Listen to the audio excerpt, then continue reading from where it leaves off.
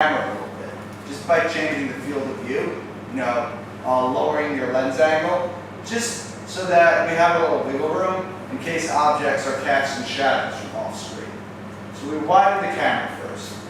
Then we create what's called an exclusion sphere, where all objects that are kind of within a certain distance of the camera, we exclude from burning, because they are more likely to cast a shadow on screen. That's very dramatic. And then what we do, which is we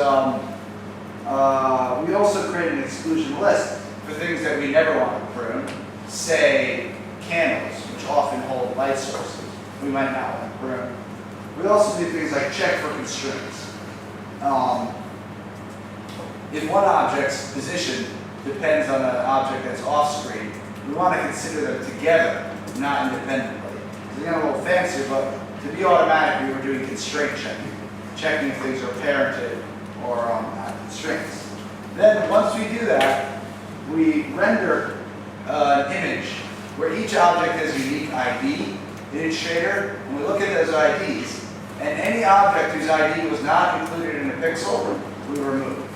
Now this is a fairly exact way of doing pruning. And what we gain is actually very efficient, quite a few efficiencies that we didn't expect. One, we call it prep time, which is the time to get the files transferred over to the render farm server where we render it. By excluding all these objects before we ever give it to the renderer, we reduce network traffic, file size, which we call prep in general, and we save quite a lot of time before the render even started. Finally, we actually reduced a lot of memory. Again, with ray tracing, we include a lot of objects in memory, even if they're off screen. And here, we're sort of excluding them beforehand, and as a result, we're reducing render memory. Finally, even render time can be reduced, because again, there might be, with ray tracing, you have to do a lot of ray intersection tests on potentially off-screen or hidden objects. So this really, this brought down memory, render time, and most dramatically, our prep time, which is often not considered as part of the render, but is a big factor in how long it takes to get an image back. Another thing we actually did is consider not just whether or not an object was on screen, but how many pixels it took up. We call this percentage of screen space. So if there's only an object that's a couple pixels wide, we might decide, anything that's fewer than 3 pixels, get rid of it. And for wide shots, like this exterior shot of a castle on Brave, someone left a plate of tomatoes in that castle that actually did contribute to a pixel. But 1 pixel is actually very small when you consider, a 2K image for film. So we removed that tomato via, a percentage of space. So this was our first approach that we used on many films. We noticed most of the gains are in prepping memory. And we also had to wait till a shot was actually done in sets and crowds before we could really do this, because we didn't really know what was on screen. The problem is the other departments like lighting were already working the shot and weren't getting the benefits of pruning because sets and crowds weren't officially done. So it also was a lot of work to generate these ID images and run the scripts to do this. So what we want to do is improve the process by letting departments do this pruning on the fly and not really check the work in, but just sort of automatically do it and do it very fastly, maybe not as accurately, but kind of do it on the fly without requiring these ID image records. And for that, we did an approach called frustum pruning. And this was just a temporary process done right before we render, which, unlike hidden prune, we don't render an ID image, but we still have that. We still consider what is visible to camera. We widen the camera by lowering the FOV, increasing the field of view, lowering the lens angle, considering the exclusion sphere. But rather than rendering the image, we compare bounding boxes to the frustum. We just choose to figure out, is the box in the frustum, which is a very simple calculation. is a box of frustum. And we do this, again, using constraint checking and exclusion lists, but this doesn't require a pre-pass render, and can be done on the fly. We also did something a little fancier, where we used OpenGL, that is just a viewport, to check if something was on screen or not, which was actually a little more aggressive. The problem is, and it can also do percentage screen spacing, the problem is it doesn't handle displacement, which is kind of a minor thing. But when we compare these results, this is the kinds of proofs. That's regular hidden pruning. And you start, as the camera's moving, what is being excluded from the screen. You can see them pop in and out as you do it. Oh, we did the frustum printing per frame, and that's the most aggressive, where we did it based on the GPU-based images. And that sort of is what those ID images look like. So again, no culling. You can see all that stuff we have to load every frame into memory. Shot level culling, where anything that was ever visible is present the whole time. And the frustum thing, where we do it per frame, just compared to the frustum. All right, so with all those things, what were the results? Well, it turns out that no matter which choice, even though these are very different technologies, they all had roughly similar benefits. And that they really reduced prep time, they all reduced render time, and all reduced memory. And the difference between them wasn't that significant. So the take home is, do whatever is easiest, which is probably the frustum level culling. Per frame, check what's in frustum. If the bounding box isn't in frustum, get rid of it. Just remember to widen your FOV and have an exclusion sphere. Now, one of the challenges we ran into is sometimes shadows would pop because something was casting a shadow from off screen. Yeah, we get what looks like a popping shadow. So the ways we address that, again, was by increasing the field of view using an exclusion sphere, but sometimes that wasn't enough. Here's a case where, watch closely, at some point a shadow will pop on the screen left. I'm not sure if you saw that, I'll show it one more time. Look at the left portion of the screen. About halfway through, see a couple shadow pops right there. When we widen the field of view enough, you'll see no shadow pops. So to solve, this is one issue we have to deal with now and then when we work in pruning. So the conclusion is pruning is awesome. No matter what way you do it, the results are very real and there's a lot of efficiency. ID images are probably the most thorough, but they're a little harder to do without big pipelines and doing it on demand. Frustum and bounding box is probably the easiest to do automatically. But worst comes to worst, you can always do it by hand. Before you render, check what's on screen. Get rid of what's off screen. There will be benefits to your render time. All right, so that's pruning. Next, I'm going to go over to some other sort of techniques. So we already talked yesterday about how to deal with soft reflections. So I'm going to skip that slide. And rather, I'm going to go on to geometric breakdowns. So I'm going to go on to Wally, talk about how we tackle the towers of trash. So how many of you have seen Wally? Okay, a lot of hands. That's good. Remember at the beginning of the film, there's a lot of geometry. These sort of trash towers that kind of cover the planet Earth. One of the ways we tackle that is using, again, these brick maps, which I keep mentioning, that are these 3D textures. While I've talked about using them to read in the texture time, they also can be used directly for geometry. Here's an example of 3D textures, all the different levels of detail present in this teapot we have right here. All of it's stored very fine and very soft. What that allows us to do is render it as disks. So actually RenderMan can render little disks for each voxel in the 3D texture. Depending on resolution, it could draw big disks, very few of them, or small, very fine disks. We thought that might be a really cool way to do these trash towers in the film.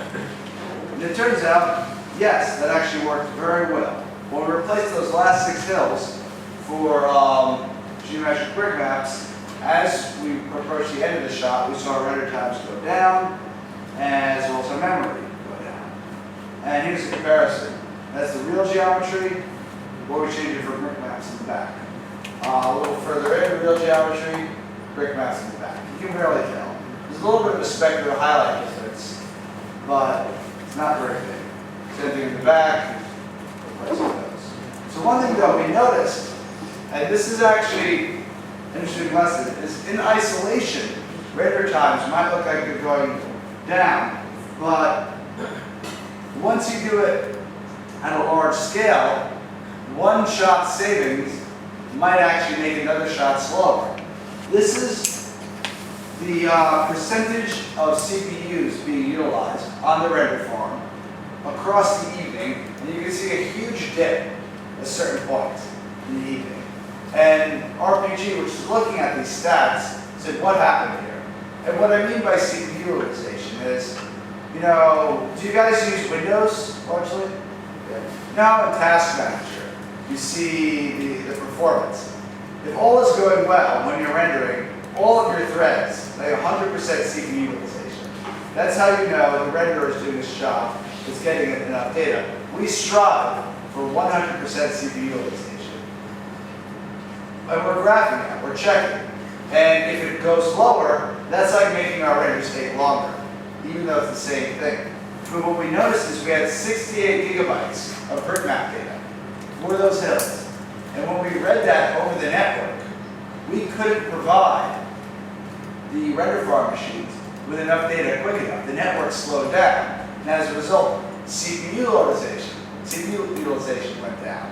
So even though when we just rendered one shot on its own, it was fine, when we rendered hundreds of shots at once, yeah, that 68 gigabytes slowed the whole render farm down. So what we did is we reduced the size to 2 gigabytes by only keeping the 7 courses bitmap resolution. So we reduced the size of our brick maps, you can think about it as compressing them, and then we had full utilization the whole evening. So very little visual difference. We didn't think much of it, but be careful. Your texture sizes might have an effect if you're reading them over the network, potentially on a render farm. So that was a big deal. And again, here's a little more detail. That's the real geometry. 20 hours, 1.3 gigabytes peak. When we did the full resolution, that is 2 gigabytes per hill, went down to 1.5 hours, same amount of memory, but when we reduced it to the coarsest bitmap level, that is tens to hundreds of megabytes per hill, it was 8.25 minutes and 720 megabytes. So low resolution brick maps, we found, were very good representations of this kind of geometry. So the conclusion, as a visual pun, that's a brick map, right? Anyway, it's a huge win for complex geometry if you can keep the size down. However, this is only really valid for static geometry, because again, if you need one per frame, that's more data, and it's going to slow down your network. So that's one way to tackle overdraw, is by using geometric brick maps. All right, now a little bit about hair. Brave, we joke that it's a movie about hair, because the main character has a lot of hair. We used hair to represent clothing, you know, the individual yarn level, and we used hair sort of for the vegetation. So everything was hair, pretty much, in a film like this. So first way we used it, perhaps not traditionally, is we represented garments at the yarn level to actually sort of weave them together. Now, we used a technique called ray marching at first. I'm not going to go over that in too much detail, but the result was a cool effect like this, where we had a little program where as the geometry deformed, we would draw these little curves in different locations. And it was solid geometry that was just rendered like that. And we had ways to make sure it bent around the edges to get the correct parallax. And we had these really cool zoom-ins where we create more and more yarn, as we get closer. Now, there was one problem with this, that even though that looks awesome, we need to create sort of perfect looking images, and these images really sparkled and had a lot of noise. So rather than sort of doing them as sort of volumetric textures, as I showed you there, we ended up actually going to real curves to represent them, and we just draw more or less of them. So the system to draw the curves we call the loom, and that's sort of what it looks like without shading. Up close, you can sort of see the look right there. We did have a shader on the curves that gave them a little color and opacity variation. And up close, this is what it looked like. Same here on Meribel. And we used real geometry as the basis for generating curves. And that's sort of what it looked like. When we can do it on any geometry, so I had this really creepy image where we generated it on Merida's face. He didn't have a face covering like that, but we used lots of curves for the cloth, basically. Similarly, for vegetation, we created a system called Wonder Moss that draws lots of little curves. Same way. And again, it's through a little program that can draw more up close, fewer in the distance, most likely for cars. So starting with say a cube like this in Maya, we could tag them with some parameters of what type of vegetation we want and generate these kind of curves from that, sort of a moss look. And here's an example in an actual shot, what that looks like. Now, rendering these was a bit heavy. Oh, again, I showed this earlier. Those were the bounding boxes, where we could generate, if the bounding box is small, we generate fewer curves, big, more. But lighting them was still very challenging. So we did a trick where we darkened the root of the geometry to sort of fake the look of shadowing. So again, if that's a cross-section of the real curves, we darken the base so it looks like the shadow. And this is how it looked like. This is some geometry without that fake shadowing. This is width. And that added us a little bit of dimensionality, again, without width. That little bit of extra darkening helped us avoid using a lot of shadows on the vegetation. And here's a really funny image there. We've animated the growth of the moss by changing the parameters we use to control it. The guy who created this, his name is Inigo Quiles, and he's a really great programmer, and he put the system together. And if you look at him up, Inigo Quiles, his website talks a little bit about how he created some of these looks. And here's a little bit about what the vegetation looked like, and just for fun, he put it on an elephant. I don't know why, but so the conclusion is curves, and curves are very cool, because remember I said earlier, a complicated curve at a distance is just a line. Curves are actually a pretty good way to represent geometry to avoid oversampling, and procedurals allow us to avoid drawing lots of close. All right, so that's a lot to go over. The next bit is, whoops, sorry, Keynote decided to start saving as soon as I exited out. What I wanted to go to the conclusion slide. That about wraps up the render optimization point of this demo. I think this is another good time to take questions. In fact, last time we break at 11:30. That might be a good time as well here. So any questions on render optimization before we go to the next section on crowd simulation? Yeah? For the optimization, would it use the technique of LOD to level detail? Yeah, so by that you mean modeling the object. Which they tone it down. Yeah. So that is always that's always a reliable way to do level. Like, you always know that's going to work is if you model it. The problem is doing it dynamically. It's hard to say for like hair or vegetation to sort of dynamically remove it. But We do it a little bit. Yeah, the problem is we just find it's a lot of labor to do manual levels of detail, so we do try to do it more automatically. It's also, however, it's definitely in our toolkit. We do use different model level details, especially for crowds, because we know there's going to be a lot of them. So the trick is getting the shaders to stick. We often have to reshade the model on different levels of detail, which is kind of a pain. One of the things I'm working on personally is ways to transfer shading from one level of detail to another. So we are moving in that direction more and more. And in games, it's not an option. You know, you do not have the budget to do very high res in the distance. This is often done a lot in games as well. But yes, we do use level of detail. And it's worth looking into because, yeah, if you have a very high res model, it's going to be very painful to render at a distance. And yeah. For the shrink wrap, is it done by program or? So shrink wrapping, yeah, we often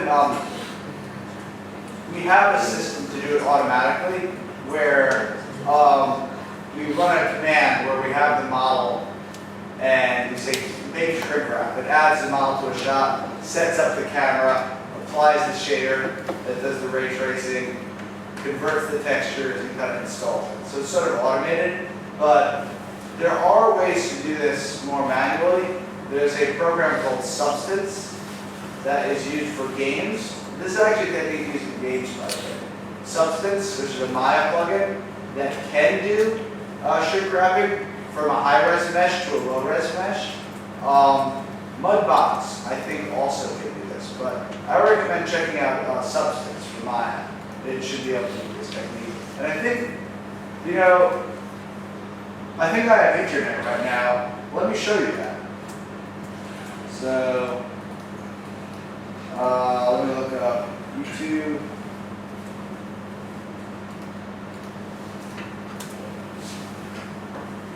Substance. So when you put a line there, screen. All right. Once I find the video. YouTube's a bit slow. Substance.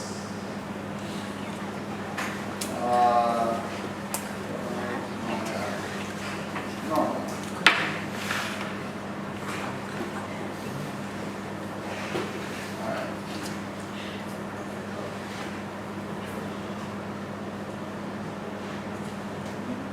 Sorry, unfortunately, I'm going to have to look at my email real quick to find the video.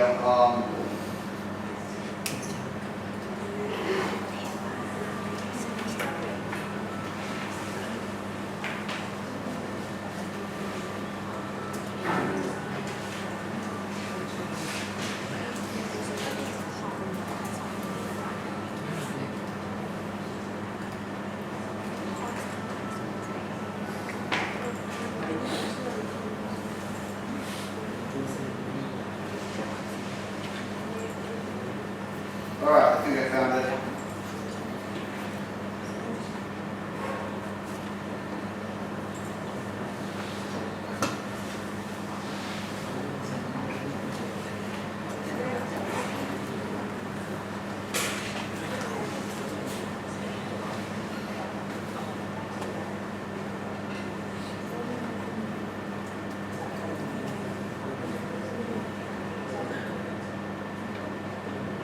All right, it's called Substance Designer, and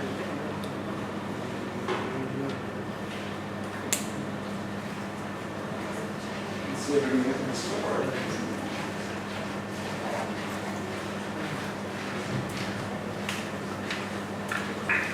Of the same exercise that you're taking, you take the groove and create that into second half, and then normal half, so on and so forth. The thing about social design is that you can do basic math, you can consolidate the graphs down to single nodes and bring functionality inside of that, making the process of creating these sections much faster.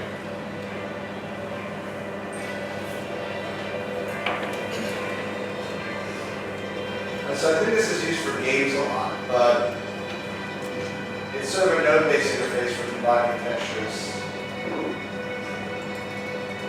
And I think one of the features is to do the